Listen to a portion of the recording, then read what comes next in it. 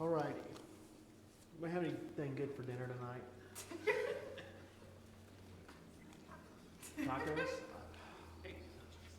I love tacos.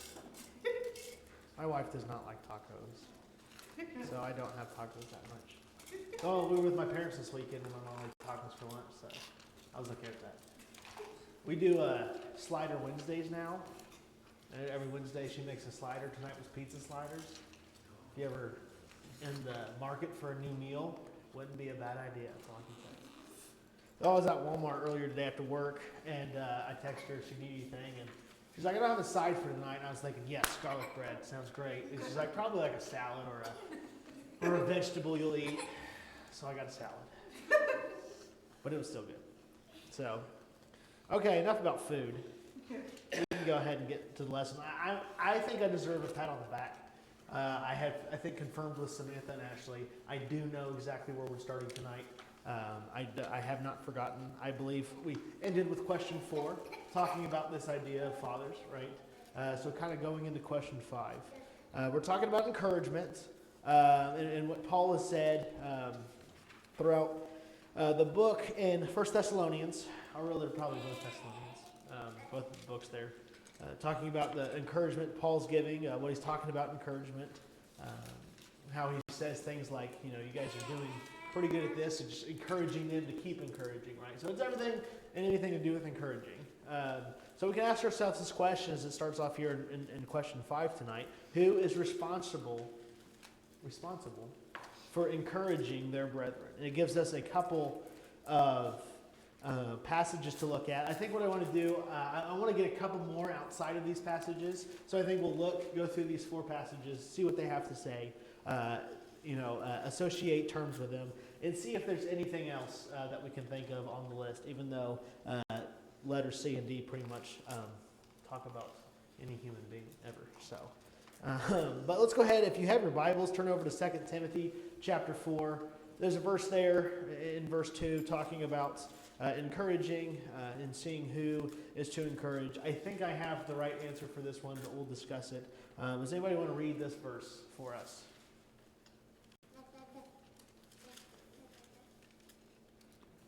Go ahead. Preach the word, be ready in season,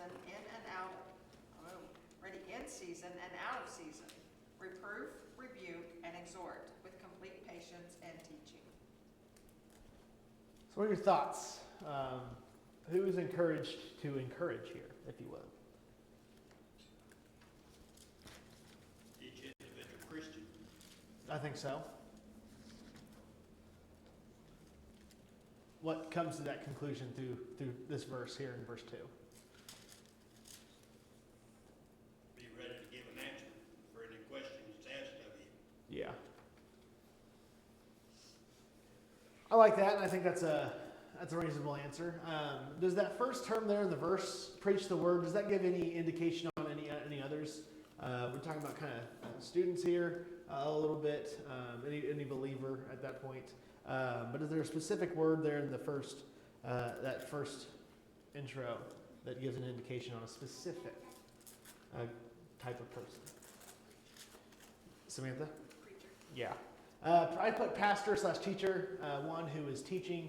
I think, you look back at any class you've been in, whether it be school, whether it be during church or any seminar, whatever you may be, I think there's a lot of encouragement that teachers, presenters, speakers, whatever you want to call them, I think there's a lot to offer there when you have an individual or a group of people trying to teach people. I think there's a lot of encouragement in that. And the situation I think of is, especially when you're students, it's really easy to get discouraged, really easy to fall off track. Going back to my college, high school, and middle school days, there was times where I was very uneasy.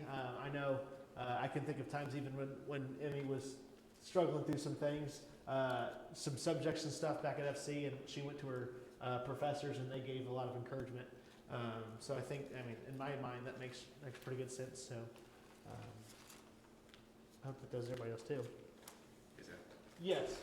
when he says preach the word or message, I don't know that is specific to one's experience level. It's just if one has an encouraging word to share it. Yeah. The person who's admonished or told to encourage is whoever has an encouraging word or message. Yeah. So we shouldn't read this as just save the encouragement for the people who are good at it. Yeah. It's to anyone who has something, who has a word that is an encouraging word, Yeah. to share it. Also, the NET translation, when it says be ready in season or out of season, the way it translates it is whether it is convenient or not to preach the word. And that may be another helpful way of thinking about what does that mean, in season or out of season. Yeah. Is whether or not it's convenient for you doesn't matter. I like that idea a lot. I am neither much of a teacher or a preacher, and thinking about what Andrew said, connecting that with what I said, it doesn't have to exclude any type of person. No matter what situation we're in, I like the NET translation on that. Whether it's convenient or not, right? Whatever season you're in, if there's an encouraging word to say, so let's kind of get away from the fact that, we mentioned teachers, preachers, whatever. Anybody with something encouraging to say, I think we can make applicable there. Greg? You know, I used to read that and think, that's open your mouth when someone wants to listen to you, and open your mouth when they don't want to listen to you. I think there's another way to look at that, and that's open your mouth when you feel like encouraging someone, or use encouraging language when you don't feel like encouraging someone. Yeah. I am not in the season to encourage people sometimes. I'll just be blunt about it. Yeah.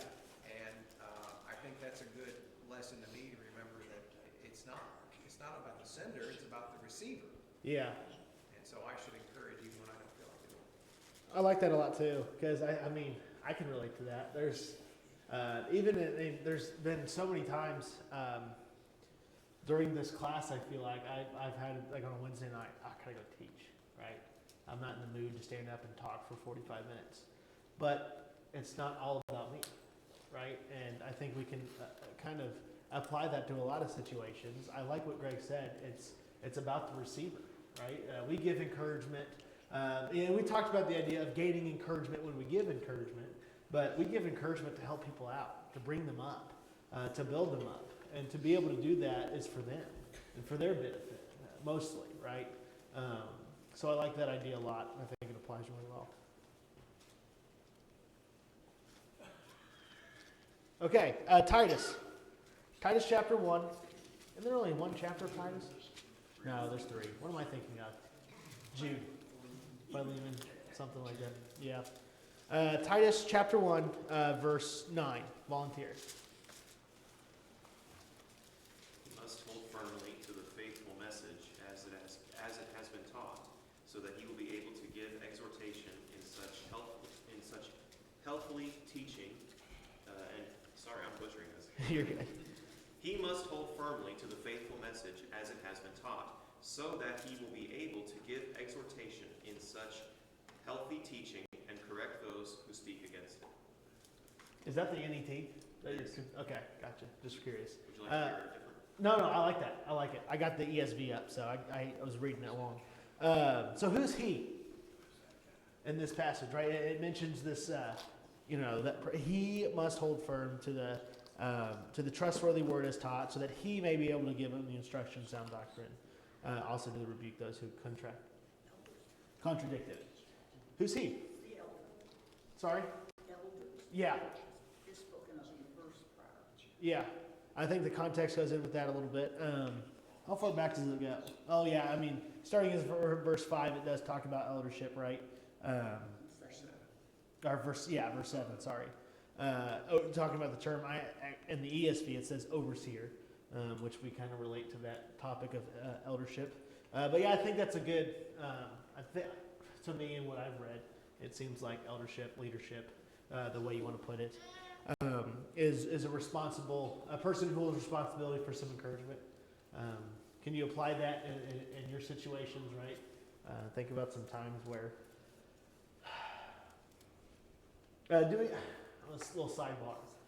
Are we going to use the term elder in just a congregational setting, or are we going to use the term elder in a normal setting as well? Did I say normal? I don't know if that's the word I wanted to say. And I don't know. I'll figure out a way to say it. But anyway, it's talking about elderly people, those who are older, right? Those who are a little bit more wiser, maybe those who have had more experience. Can we take what this says and apply it to seeing how we can be encouraged by elders in that sense, who have been through it, who have been through situations, have experience, right? Can we apply that with this as well? Yeah, go ahead, Addie. Well, later in Titus, we'll talk about the older women and the older men exhorting and teaching the younger. Yep. So, yes. Yeah, that's kind of what I actually read through Titus not too long ago, so that's why it was kind of fresh on my mind. And it does talk about that, yeah, and that's why I was like, I really do think that we can apply this to elders in our society as well. Bryce? I think one of the important things to remember from the perspective of him addressing specifically shepherds, and in 2 Timothy specifically addressing Timothy as an evangelist, is it's a reminder to people who have the responsibility to teach, whether congregationally or individually, to be balanced in your approach. I mean, some people talk about, it's almost like if the elders want to meet with you, it's a scary thing because you must have done something wrong. Right. Or if the preacher wants to talk to you, then you've probably misstepped and he's going to lay into you. And so it's like some preachers and some elderships are like that. And it's important to recognize the responsibility to encourage people who are doing what's right, as well as rebuking or admonishing people who are out of step with what God wants us to be. And so the need for a balanced approach is really important. Some preachers get on hobby horses where they want to lay into a group about some practice they feel like they're not doing very well in, and they will talk about that till the cows come home. Yeah, right. But you wouldn't hear an encouraging word from them. Yeah. So, I mean, it does take effort to recognize that, and preachers are people like the rest of us. They have bad weeks, and so it can be easy to go, or maybe they have a few bad weeks or struggle weeks, and it can be easy to get in a negative kind of rut. And this passage just helps to remind us that there are multiple aspects to the responsibility to teach other people and to try to help other people on the path to heaven, whatever that might be. Yeah, I like that too. I think we have to also be conscious of ways to seek out encouragement too, because a lot of times we're not looking to encourage. So you're talking about those who have a responsibility to do it, whether in eldership, teaching, preaching. I think there's a call there to be like, really pay attention to that. Find those people in your life who need that encouragement. Look for it and be attentive with it. So I think that goes along with it as well. Yeah. Well, what Addie said about, the latter instructions about older men and older women.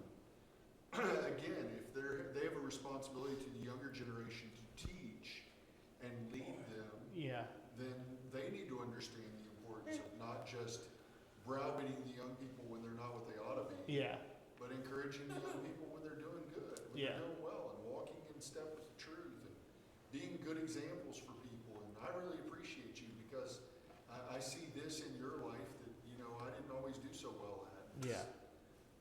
That's encouraging to young people to not always just get pulled aside and rebuked when they're not doing well or struggling.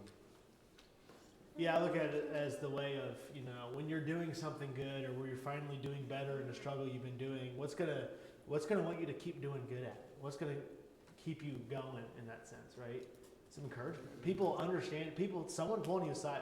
How good does it make you feel when you've expressed a struggle that maybe just one individual, and over time they've realized you've been doing a lot better with it and pulled you aside and said, hey, you're doing great. I see what you're doing. It seems like you're doing everything you need to do to get better. I just want to encourage you to keep going. And that puts you on a great feeling. That's happened to me before, and I know firsthand that is a great feeling. And that's the goal of that, really. And that's why encouragement is so important. I think that's what Bryce was trying to hit at there. It's important for us to understand that. So I like that a lot. I do.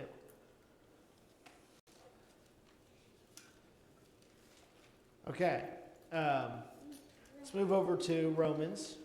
A few verses there in Romans chapter 12. In verses 6 through 8. Whoever's got it, go ahead.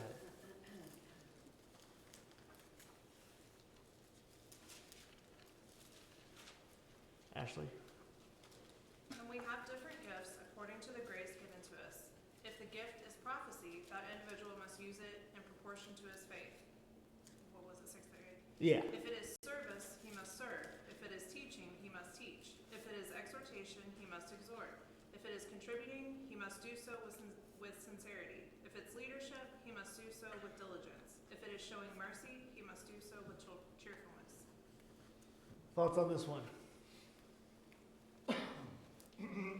Basically, it sounds like if you have a certain gift and you, it doesn't directly say that it's wrong not to use it, but it's does that make sense what I'm trying to say? Yeah, Like, I mean, you can tell what it's saying, like if you have a gift, use it. Basically. yeah. So could we go so far to say every single one of us? Yes. That's what this whole thing comes down to. Yeah. It may mention specific people, maybe specific positions, specific gifts. Yep. But it all comes down to it's the responsibility of every member to exhort every other member. Yeah, I think that's exactly right, Margaret. That's what I was looking for there. I mean, we all have to realize that we are all gifted people. And a lot of us don't recognize that term with who we are individually. And because usually when you say someone's gifted, you're praising them, or you're saying, well, you're very good at this and you do a great job with this. And once again, we can be our own worst enemy sometimes to where we don't think we're good at anything, right? We think that we're just deadbeat nothing and can't, accomplish anything. But at the end of the day, God has made you with your specific gifts. Okay? And whatever that may be, as hard as that is to figure out, they are there. And once you do figure it out, Samantha was on the, bringing the idea of it doesn't say it's necessarily bad not to use them. I would say it is. It's not. I was trying to say like it doesn't directly. It's totally implied. Yeah. Okay, yeah, that makes a lot more sense. But anyways, I would say it is bad not to use your gifts. Say it's a waste. You're not using what God has made you to be. Because once again, believe it or not, you were personally handcrafted by God. He knows every piece of you, and He made you for a reason. Have you thought of that recently? Have you thought about that worth that you hold on this earth? I know we could think it's some random Wednesday, and I just got back from work, whatever. I just want to get through my week. But you're worth something, and you're here for a purpose, and God made you here for a purpose. And there is no gift greater than any others, I don't think. I don't think God has made anybody better than anybody else. I see everybody as equal in God's eyes, just as He intended it to be. So remember that you're gifted, that you have things that He's given you, so use them. And use them to encourage, I think, in this sense. Ashley? This is a good time to put a plug in for the little quiz that Ethan gave us. If you haven't done that, do it. It's very enlightening. Yeah, I haven't done that yet. You did that like right when you got here. Put that out. So I would also encourage everybody else to do that. I'll get on that as well. Probably gives a lot of insight on things you may not even knew about yourself. So it'd be good to take that. Andrew. And something to remember too is that this passage is not telling you stay in your lane and do what you're Right. good at. It's not telling. This passage does not teach you. Well, I'm not part of the encouragement team. Yeah. That's not my talent, so Yeah. I won't do it. What this is saying, I mean, it's really, I think, a restatement of Colossians 3, where it simply is, as well as you can do something, do it that well. Yeah. Do it as well as you have the ability to do. So if you are gifted in an area, in Romans 12, it's saying if you are gifted in encouragement, then you had better be using it in proportion to your faith. Yeah, In the measure that it's been given to you, you need to use it. for sure. And if you then do the spiritual gifts quiz or think about these for yourself and you think, well, I'm really lacking in this other gift, then that's an opportunity too. That's not steering you away from the things you're weak in and only focus on your strengths. Yeah. And correct me if I'm wrong on that quiz, if you have a score lower than other scores, it doesn't mean you probably don't have that gift. It means you do have that gift, but you can work on it. if that makes sense. I'm sure some are like, hey, you're just definitely not this person. But other times, maybe you are. Like I think one of the ones is, what's a category on there? Leadership? Okay. I like leadership because I'm going to try to, at my young age, I don't have a whole lot of experience with leadership other than high school stuff. But anyways, I'm a pretty natural leader when it comes to it. But I feel like if I took that quiz right now, in the situation that I'm in, it'd probably be a little bit lower because it's been a while since I've been like, yeah, I should take lead and do this and really put my all into it. I may have said that I was going to do something, it probably hasn't gotten done. That's where I'm at in my life. So take that as an example of, it doesn't mean I don't have that gift, it means maybe you need to work on it. And like Andrew said, and back to reference to Romans, with what you have, put your all into it. Give it your all, grow it, nurture it, if that makes sense, okay? Anything else on that? Okay, last one of this section over in Hebrews, Hebrews chapter 3.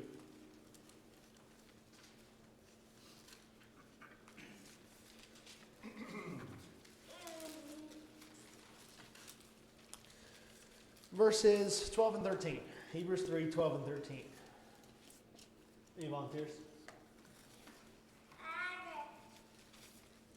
Or a single volunteer would also do. Doesn't have to be. Ethan, go ahead. Take heed, brethren, lest there be in any of you an evil heart of unbelief in departing from the living God, but exhort one another daily, while it is still called today, lest any of you be hardened through the deceitfulness of sin.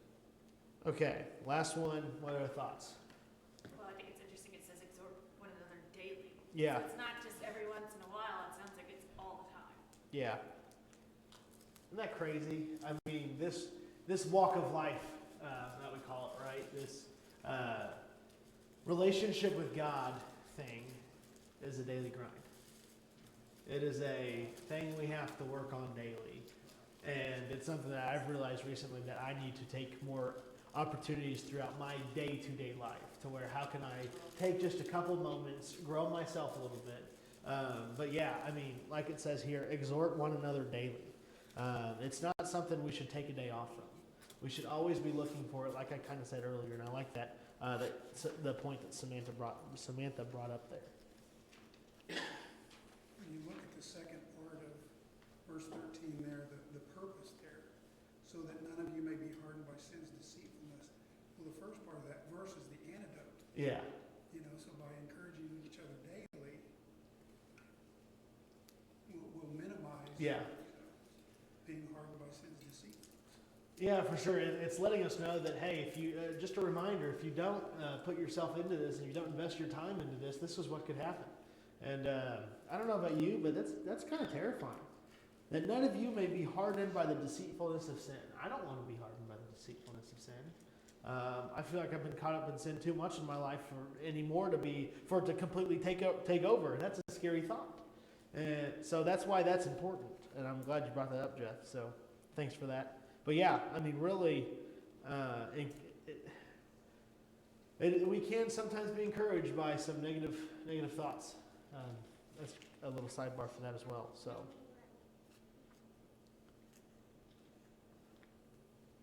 anything else?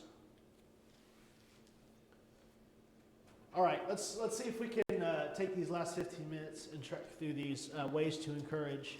We're going to first start off by talking about using the power of the truth. If you want to turn over to Acts chapter 2 real fast. We're going to talk about Peter a little bit here just for a moment.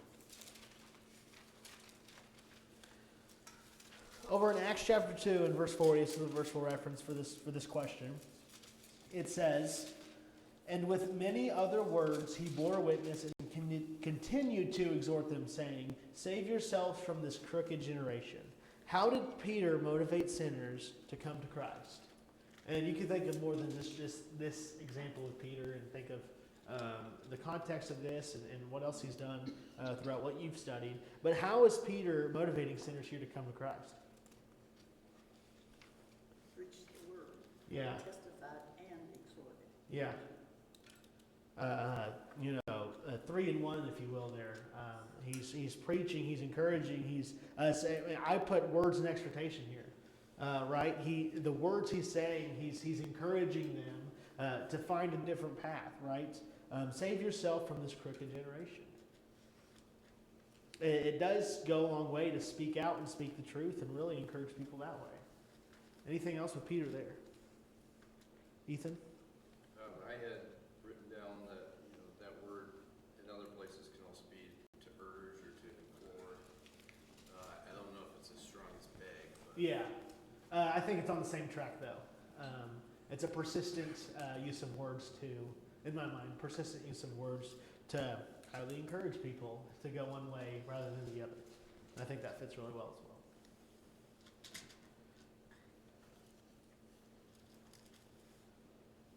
Okay, so let's go back to Paul, where we talked about Peter for a second. I didn't feel like we need to spend much time there. But if we turn back over to 1 Thessalonians, where we've been spending a little bit more time at. Over in 1 Thessalonians chapter 4, do I have a volunteer to read verses 13 through 18?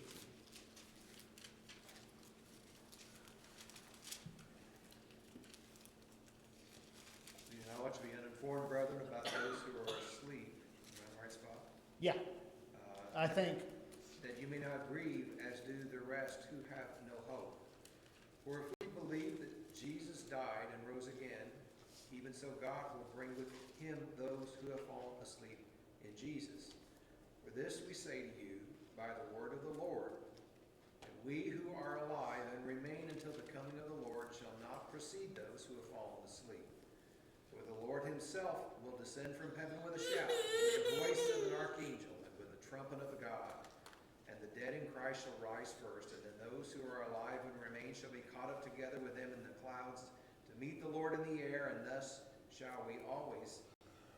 we shall always be with the Lord. Therefore comfort one another with these words. Okay, so what truths did Paul tell the Thessalonians about their brethren who had died in the Lord, and how did that encourage them? I really like the wording of this passage. I think it's a pretty cool passage. I love how it builds up, right? In verse 17, then we who are alive, who are left, will be caught up together with them in the clouds to meet the Lord in the air, so we will always be with the Lord. And then it's like, so just encourage, right? I've said all these things, and the point is, encourage one another. So what do you see in this verse, right? Or this passage? What is your thoughts on this idea of dying in the Lord and how that encouraged people?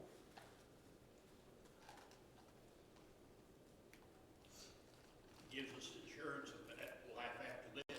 Yeah, 100%. And that's what that verse 17 is trying to say, right? Do the encouragement. And this is to encourage you to understand this afterlife, to understand the importance of it, and also get you pumped up for it, really. I mean, if that doesn't get you excited to take it on so that you can get this end reward, I think that encouragement goes a long way to understand the ending times, right? Ethan? It's assurance, and it's a similar hope. He's giving them hope, and that's what encourages them to continue, that these people aren't lost. How much hope do we need in this world and this life we have? I mean, the day-to-day struggles of being a human being pile on a lot quicker than I think we'd like to. And I think we would all find it a waste if there was no hope at the end of these tunnels, right, Ashley? I like the terminology that he uses here of falling asleep because, to the believer, it's not death. Yeah. It's just falling asleep. Right. And I recently have seen on Shane Scott's Facebook, people are using the word transition, and I love that term. Yeah. I mean, Because that's what it is. It really, that's Yeah. what it is. 100%. I think we all get these. I mean, I think it's human to get thoughts like this, but I've definitely had thoughts of like, I don't mean this to scare anybody, just I think it's a normal thought. It's like, what if this whole thing isn't real, and when we die, it's just total blackness forever?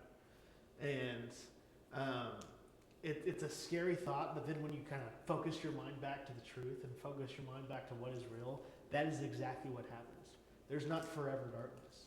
We will go to sleep. And what happens is that we will wake back up, right? Wake back up with this new life. And I think that's the terminology Ashley's pointing out here. And that is a very encouraging thought.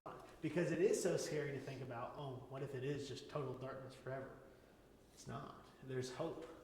Like Ethan said, right? There's hope that we will wake up again. And that when we do fall asleep, there is life after that. Audra? I think that my sister Marilyn said a wonderful truth to me at one time. She said, what if everything you believe is turns out to be false, and that when you die, it's all for naught? Yeah. Well, she said, even if that would be true, which she wasn't proclaiming that to be true, but if that would be true, you've lived the best life that Yeah. you could have lived. And you don't have regrets Yeah. later on. Yeah. And so I think that's pretty wonderful to think. Yeah, I like that a lot. The fact of the matter, yes, we don't believe that it is all for nothing, but in that, if it was, I mean, if you lived a life according to the ways of God and the gospel and the teachings there, and a life meant for God, there should be no regrets there. And you can look back at it and say, yes, that was the best life you could ever live, and that's a really good way to live your life. One of the best ways to live your life, right? So that is a really cool saying. I'm glad you shared that with us.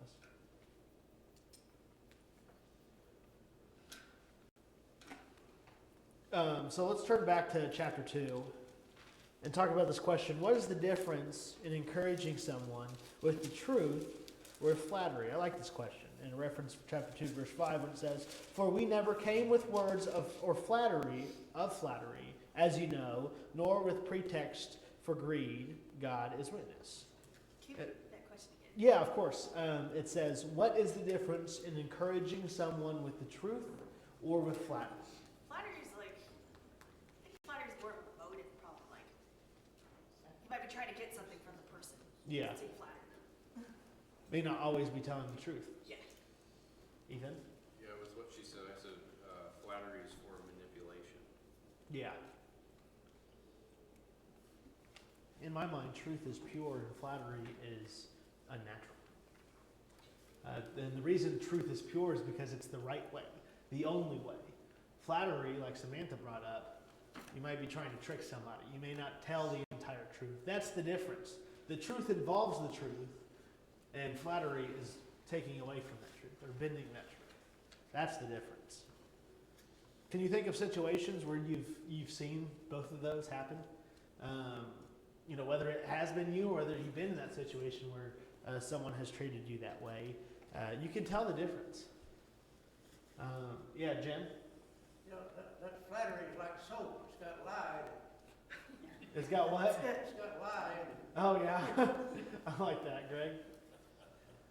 So when you have a title, people think you're important, or they treat you like you're important. Yeah. I've called people out before. I said, your flattery is not very becoming. Yeah.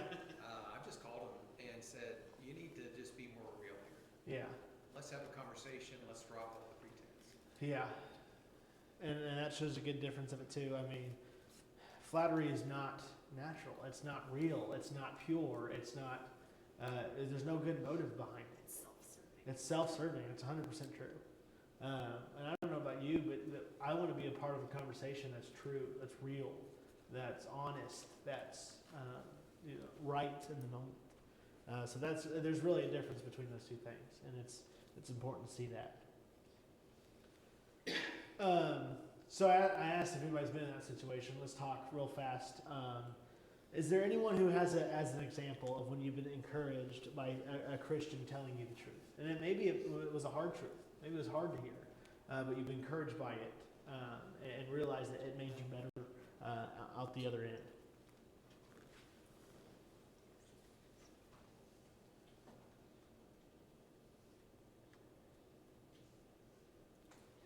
The hard truth is shows trust. If they've been dishonest in the past, and they're willing to make an honest assessment of what they have prior said, seen it to be false, and make correction for that. That shows a building of trust in the relationship, that they're not going to play that game. And so the hard truth can be very helpful. Yeah, I like that you bring up that term trust, because you do have to have trust, and truth does come with trust, I think. So I like that idea.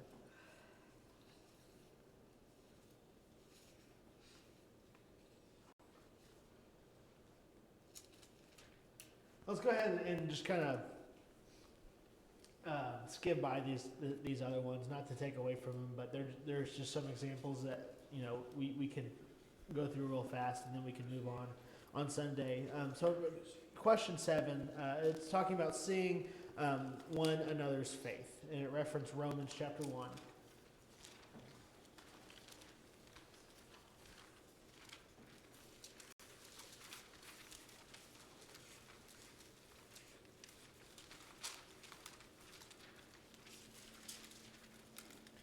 Over in Romans chapter 1, verse 11 through 12, it says, "For I long to see you, that I may impart to you some spiritual gift to strengthen you. That is, that we may be mutually encouraged by each other's faith, both yours and mine." So why did Paul anticipate being encouraged when he visited the brethren in Rome? I think every Christian needs it. Yeah, even he needed it, right? Right. He was looking for that. He knew, and I think he knew when he was going to see these other fellow Christians, it was going to bring him up. It was going to encourage him. He knew he was going to spread some light on them, and he knew he would probably get something out of it as well. And I hope this is something that everybody can relate to. I love the idea of mentors. I love the idea of people we look up to. And this is a great example of that. Andrew? It is discouraging to feel like you're the only person doing something. So by Paul going to Rome and experiencing their faith too, he's encouraged because Paul gets a refresher that he's not the only one working. He's not the only one showing his faith and acting on his faith. And they're encouraged because maybe they've been in a rut, and then Paul comes and visits, and they are reminded, hey, Paul's working too. Other people in other places are working too. So I've heard people say before, I feel discouraged because I feel like I'm the only person trying. I feel like I'm the only person who's doing something. And I felt that way too before. And so we never want to let other people feel like they're the only person trying. I think that's super important because once again, another situation where we've probably been there before, and it is not fun to feel like you're the only person giving something into something within a group of people. So I think Andrew's right. And so that means more than just telling them, I'm trying too. Yeah. That's do the same thing they're doing. Do it with them. Give them a break and do it in their place. All kinds of different ways that we can mutually encourage each other by our efforts. Yeah, being it together, work together to get the goal done. I like that a lot. Does anybody want to open up? This is why I was kind of wanting to move on to this one. Does anyone have an example of where somebody else's faith encouraged them? Ashley. This makes me think about Herman Deckard, and I love that man. And he had such a wonderful disposition. You could tell that he had a great relationship with God through his prayers. And then his Bible meant so much to me because if you ever saw it, it was worn. You could tell he used it, and he ingested it. So I don't know who that is. Who is that? That's Brian Deckard's. Brian's dad. Okay, gotcha. Awesome. He passed before you. Yeah, that's great. Once again, I love the thought of being able to see other people and see how they are with their relationship with God and be like, it just warms your heart because it makes you want to be better. It makes you say, oh my goodness, look how dedicated this person is. You said through his prayers, right? They spoke, it was easy to tell through his conversations with God how much that meant to him. And I have heard people pray like that, and it's awesome. So I love that a lot.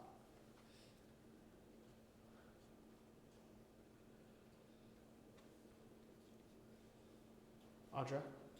I think it means a lot to have people to come up to you and try to encourage you and say that, we know that, everything is not rosy all the time and that, you do a fine job also. Yeah. I think that's encouraging. And I don't know, I want to say this, and I hope I don't embarrass Andrew, but when someone was standing up trying to lead a song, and they did not know how to really lead the song, but at least they were trying. Yeah. And they were making the effort. And Andrew, he knew the music and the notes, and he was, familiar with the song. We, as a congregation, we were too, but if someone doesn't start it off right, a lot of times you don't get it right. Yeah. And then, I saw him make that effort with that person. Yeah. To help him out, and I don't know, I never said anything to Andrew that I can recall. Yeah. Saying that. I thought it was wonderful that he did that, but that had to be an encouragement, Yeah. for that person at the time. Yeah, for sure. And I think that's a good way to look at it. And that's a good example of it too. So I wish we had a little bit more time to discuss this. Maybe we'll come back to it before we start the next lesson on Sunday. But the last one is, let's touch on this real fast, is worshiping together. That one means a lot to me because I get a ton of encouragement when a group of people are together pouring their hearts out to God. It's hard not to be encouraged by that. It happens here. It happens when I went to camp. It happened a lot when I was at FC because it was just a common thing where there was so many opportunities to come and worship together, and that is a huge. It's got to be a huge encouragement, and that's why it means a lot to me. I am a big music guy, so the worship aspect of singing and worshiping is a big encouragement to me because I really connect through God through singing to Him and to praising His name through that way. So just to kind of share a little bit of testimony on my part before we move on from this, that's the beauty I see in getting encouragement from worshiping together. Because of how much it means to me, I get to see how much it means to everybody else, and that's really cool for me. So that's another thing to consider, and remember that as well.